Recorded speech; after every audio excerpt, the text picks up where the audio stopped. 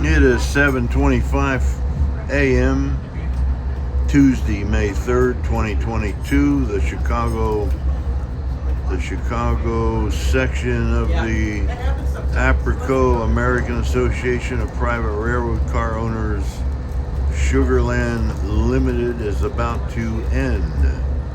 Last day on the Caritas, bringing up the rear of Train 29, Amtrak's Capital Limited, from Washington, D.C. Union Station to Chicago Union Station. We're about to pass Chesterton, Indiana on the Norfolk Southern, former New York Central Railroad. We have one General Electric locomotive, one Superliner sleeper, one Superliner diner lounge, one Superliner coach baggage car, two Superliner coaches, and then these two private varnish cars, the Cimarron River. I'm in bedroom C, and the Caritas here. Both cars being built in 1948 by Pullman at their Worcester, Massachusetts works. Caritas stands for Humanity and Charity.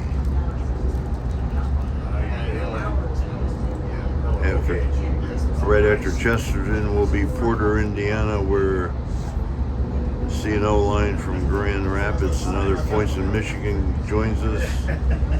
CSX. And the Amtrak line from Pontiac, Detroit, Michigan joins us.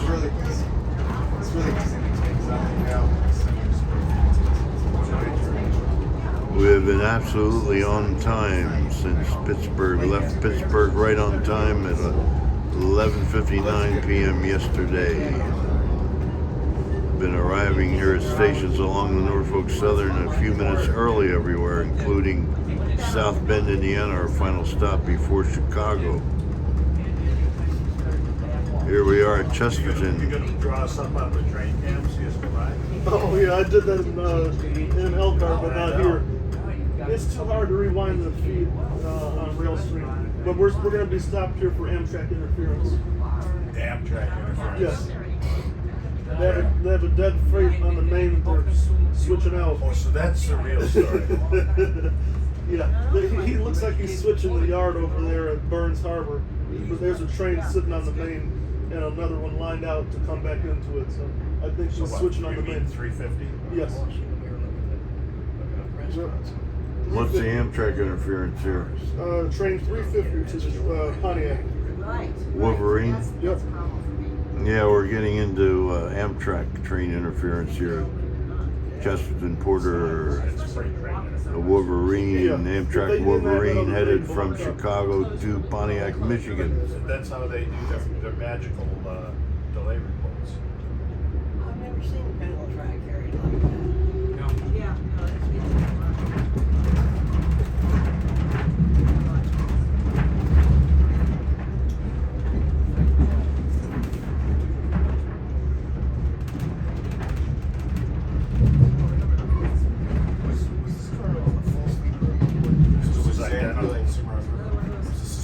On this trip, we've been to Clewiston and Miami, Florida. This is not exactly Florida weather now that we're back here in Indiana. Both of them were sold from Dia in 1973. There comes the Amtrak line in from Detroit. This one did all this to it. Basically changed everything forward with veterans. Cimarron River just left it as it was. Short bit. Cimarron River was sleep 20.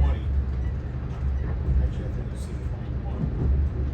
But I think it's cool. It left the original. Yeah, that's pretty much 1948, 49.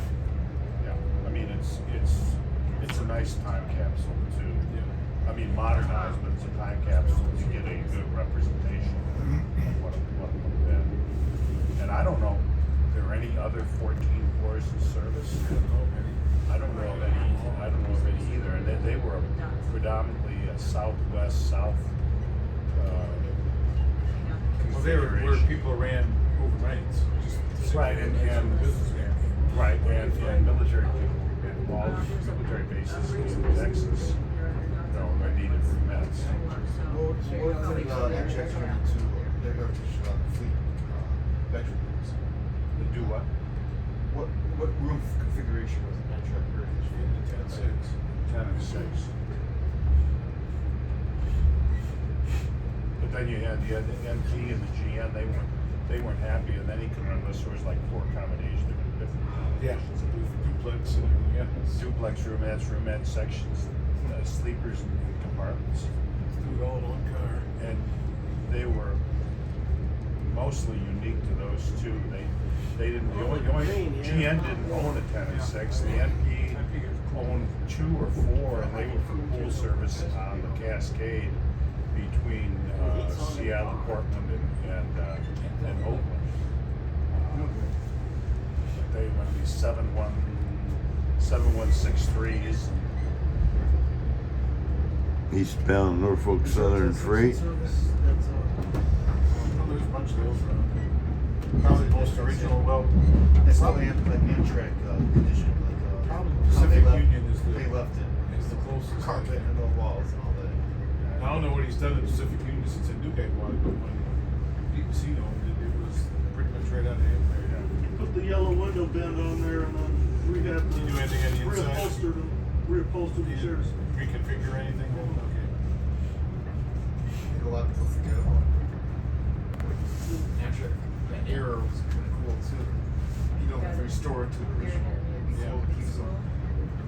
Amtrak Well, I mean, and it out looks there. pretty much Union Pacific except for the carpeting on the walls. And Chuck Jensen on his specific home, he took out one of the roomettes and made that Yeah. a restroom. Yeah, I saw that. That's a smart idea. Was that in actually. Chicago? Well, what was a good idea if you got one of the 2400s that had been modified for the handicap roomette, take that roomette and make it into a shower.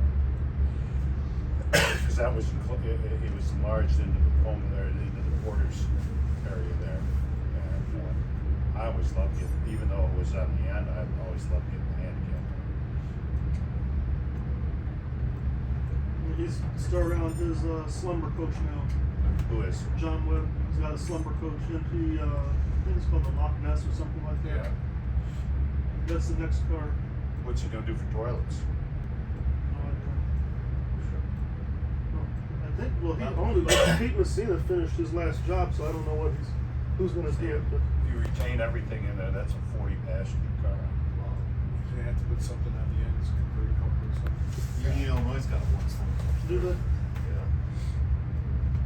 Yeah, he's got to figure out something for the bathrooms. Right. Well, just get a baggage car, put porta potties in. Yeah. 5 car. He did buy a baggage car at an auction. Yeah, see, you can put a big long wash tray in there. Everybody could. Long sink, go in long and splash trough, their face. Southern camping. Yeah. Well, and the slumber coach is kind of like camping. The people that used to work them used to call them the tenements. Yeah. You're almost I used to there. order them in service. Oh, I did too. And you know what? I They like sure them. beat a coach. Yeah. They were cheap. It was like 20, 30 bucks more than When the Burlington was running on Denver Zephyr, a single was $5.95 and a double was $9.95 over coach fare. And you know, they couldn't keep enough of them in service. Them and the NP, you know, New York Central had them, sold them. MoPac had them, sold them. B&O had them, sold them. And most of them ended up on the NP or the Burlington. There's a time a friend of mine worked. But that was an interesting turn. You know, they turned slumber coaches off the Denver Zephyr to the North Coast the same day. Denver Zephyr would get in about 9 a.m. Those slumbers would come out, you'd turn with the train. They go into the North Coast, ease out about 1 p.m. They go all the way to Seattle, turn, come back. They'd be in about 1, and then they'd turn right back to number 1 at 5 p.m. That sounds harsh. But maybe Don, somebody didn't I has tell you some what I action. wanted to do with the Second Empire building overnight? Did I tell you my plan on that? What was that? To do an overnight train. Why not, run an overnight train as the Second Empire building? All the way to Seattle? Or no, just there's your Amtrak there. 317. 350. And there goes the eastbound Wolverine Amtrak 350. heading from West Coast. Chicago Union Station to Pontiac, Well, you know, Michigan. we did run a Duluth, overnight Duluth train. Yeah, Nine- nine- I think leave Chicago around 11 p.m. Get to St. Paul at 7 a.m. And have a coach train run one sleeper with it as an upgrade.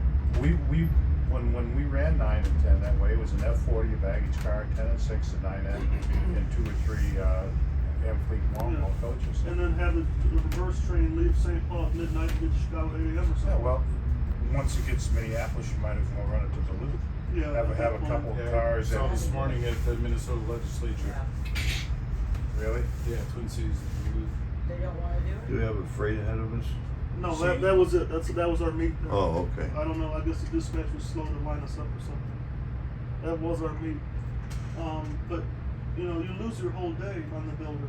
Right. You leave St. Paul 8 o'clock, and you don't get to Chicago till dinner time if you're on time. And then who wants to wait for a late number 8 anyway? Right. Number 8, you know, he could be hours late, and then you're killing off ridership between St. Paul and Chicago because the train didn't show up to St. Paul till noon. Right. Well, there was always enough ridership. We always had at least one set-out coach. That was standard operation. Yeah. when I And was now there. they've cut that out. Yeah, well, they cut cut that out basically because they wanted to cut the mechanical forces out at St. Paul. Oh, that's save what it money. was about. Huh? Oh, yeah. I thought it was about the ridership numbers going down. Never has anything to do with Ridership numbers only go down. No, we may have Right. Yeah. got a Norfolk Southern Burns Harbor, Indiana yard up ahead. We may have a That's the NS problem. freight delaying us. And with all these. I'll end the video in incentives about a that minute they if have, we but all their don't get going incentives here. Are to save money. Their incentives are not to generate money. They've You never could- been able to grow business, they only know how to cut. Right. And that's because they're following the footsteps of all the managers that I worked for that worked in the 50s and 60s when things after World War II, they started buying them out. So they, you know, the local passenger trains don't make any money. We got to cut them off. Then they go, oh, the mainline trains don't make any money. Got to cut them off. Oh, the branch lines don't make any money. Cut them off. Oh, we got to rationalize the main lines by merging. And Oh, none here of we those people go. ever built a thing. No. It was all rationalize, abandon, cut, merge. Look at Heinemann with Chicago Great Western. He couldn't wait to kill the Chicago Great Western off. He gave you that and the Minneapolis and St. Louis. Whole parallel mergers are so good. You can rationalize facilities. We were stopped at a nice knee curve. Yes, Yeah. we were. Nice little slant. You're right. Just cut, That's cut, really cut. new It's cut, teeth. cut. And, you know, They should be, you know, I've advocated for Chicago, Denver auto trains since the beginning of time. Started in Mendota, run it to Hudson where there's a wine car shop. If you take a compass, at the point in Mendota and go out about 100-mile radius and draw that and see what you get. You get Chicago, real close to Milwaukee, you get Madison, you get Dubuque, you get the Quad Cities, you get Peoria. There's probably 5-6 million conservative in that area. You could do it with 2 train sets if you did, instead of coming all the way into Chicago, coming all the way out, went to Mendota, turned to Mendota, and went as far as Hudson instead of going into Denver. You ran it on the freight line from Plattsmouth over to Ashland instead of going. It's like the beginning of Norfolk Southern Burns Harbor Yard. When do you run it, in the winter? Pardon me? When would you run it, year round or in I've the run winter? year round. There's enough of a traffic base in Colorado. Denver opens the whole west end. Right?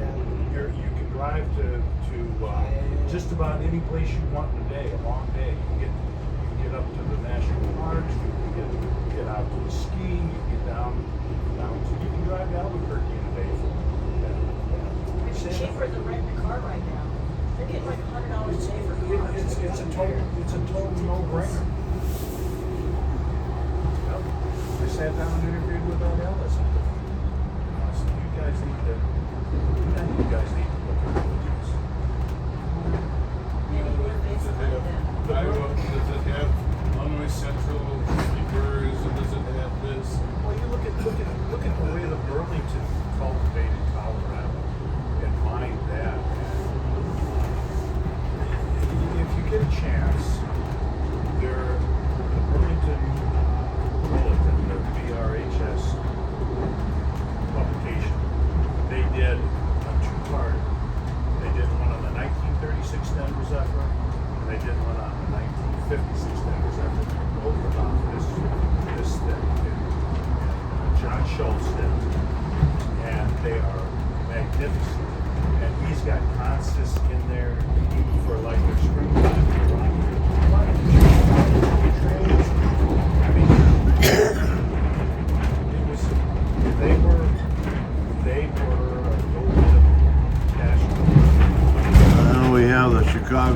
Glacier and South Bend Interurban on the right that we're paralleling. It runs between Millennium Station, Chicago, and South Bend International Airport. You mean at the points? Well, I mean, because different movements through there, you're getting some lateral movement, so it's probably Over time. yeah, over time, come out and line up. You're getting, it's not much at a time. Each You get train. millions of tons through it, and then you start, gauge might be a tad wide, and really not that. It's just, same thing with grade crossings, all the highway traffic, believe it or not, build slowly over time. Yeah, it's not smooth. Great crossing over Some of the roads are really bad. And talk about a road that can't put one in for highway. The old EJ&E and CM, they rebuilt the great crossing 2 years later. They had it. We were off by J across the line out there south of Aurora, southeast of Aurora, and 111th Street. It's just absolute. It's rough. It settles the whole thing. You can't get the subgrade out of the road. It's like it's a slipshod job. Okay, we put it in, it looks good. And a couple years later, you got to take it about 10 miles an hour, 15 miles an hour. It's so rough.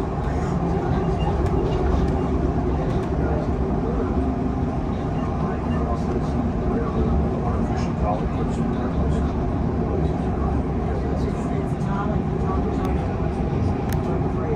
Tom and Tony's wedding. Sausage and peppers.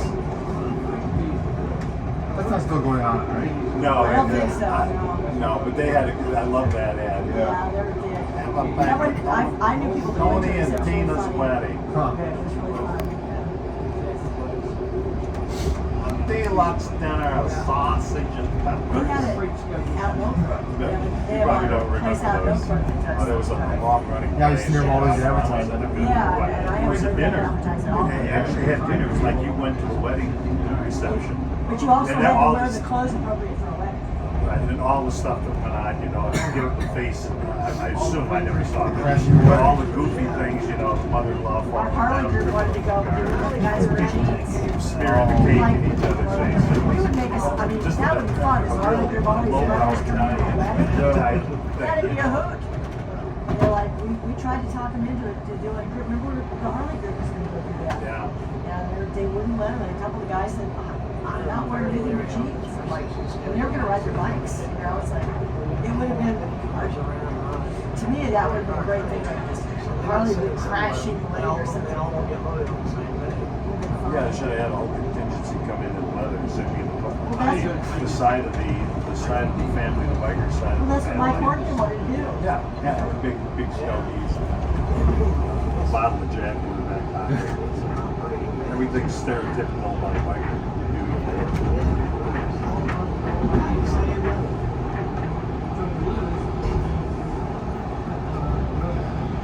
So what do you do the rest of your day?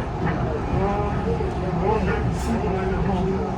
Go back to sleep? I got 2 hours last night and 3 hours the night before. Oh, you kids. I'm about where you're at, realistically. And lately I've been sleeping here. Can't go to the airport and get any flight training in because it's in the too windy, it's raining, it's low overcast. I have my instrument ready, so I can't go to the clouds to do what I need to do for my CFIs. But tomorrow I'm doing my spin training tomorrow. Oh, okay. Spin training for my if that was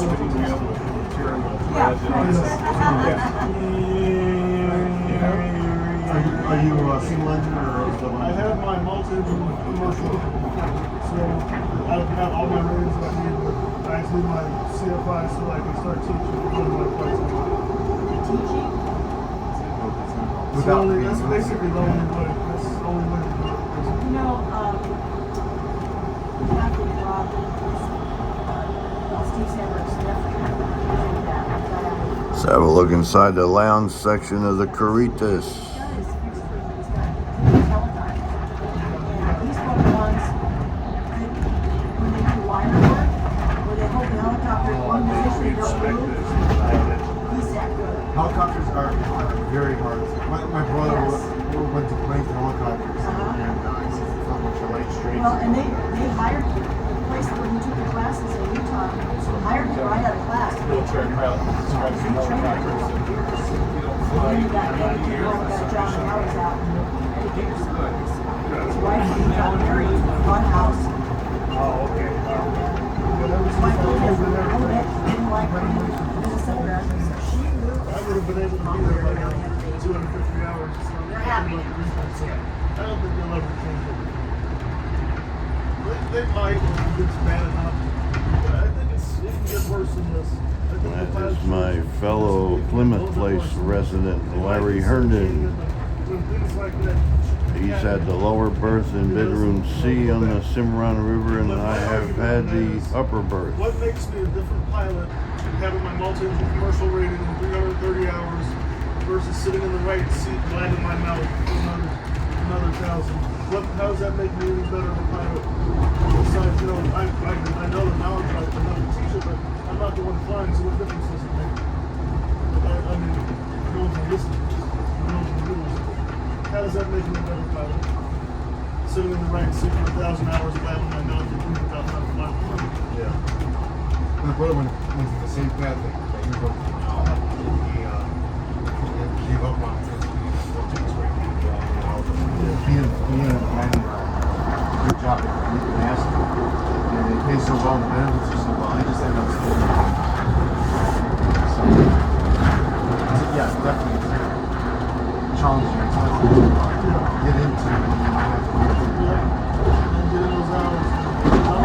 That's what the airlines want, is the ones together. I don't think they're, like you're saying, they're so desperate. They dropped their college degree requirement. NetJets dropped their requirement from, so they wanted 2,500 hours plus turbines. Doesn't it scare you that they're dropping requirements? There's not really much of a difference. I mean, Here's Clyde, pretty much everything. What about the major airlines? They're 1,500 hours too. They would like some turbine experience. If you have some jet experience, they'd probably take you right now. But they wouldn't take some. Coming through steel making Gary, Indiana. Lake Michigan on the left, steel mills on the left. There's the old Gary, Indiana Union Station. Big building on the left, that's the headquarters building for the U.S. Steel Gary, Indiana Steel Mill. Yeah, they usually have like well, they have half a dozen seats. Is it cheaper? Is that why you went through I that? think it is. It's probably coach. We have some flights in. So I know people do that. The tracks on the right, former Baltimore and Ohio main line, now CSX East-West main line. Gary flies everywhere, and he stays on the Air Force bases with this thing. So he's got these vacations. On the left, we have the former Elgin Joliet Eastern Railroad Kirk Yard, now Canadian National Kirk Yard. I think it's still a hump yard. Yes, see the hump. Still a hump yard.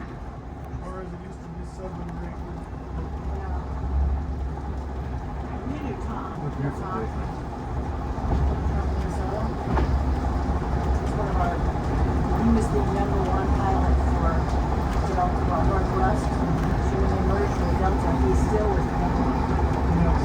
Yeah. I recognize him. They had the 60, they had the age 60 restriction. Well, they cut it, he retired like a week later anyway, but he went back. Not as a pilot, he still does. He does quite a bit of training. 65 year old.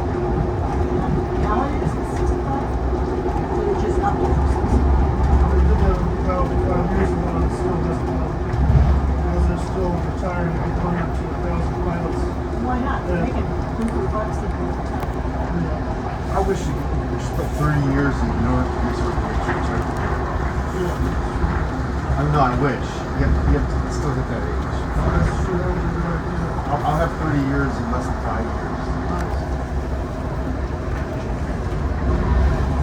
Doing the Chicago Union Station, 8:45 a.m. Probably arrive on time. It's now 7:50 a.m. Amtrak Train 29, the Capital Limited, private varnish car Caritas, Gary, Indiana, over and out.